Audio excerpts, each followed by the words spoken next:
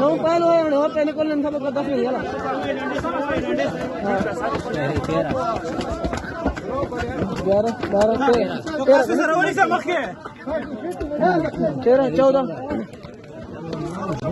14 ठीक है ना 14 सीधा कर सीधा 14 15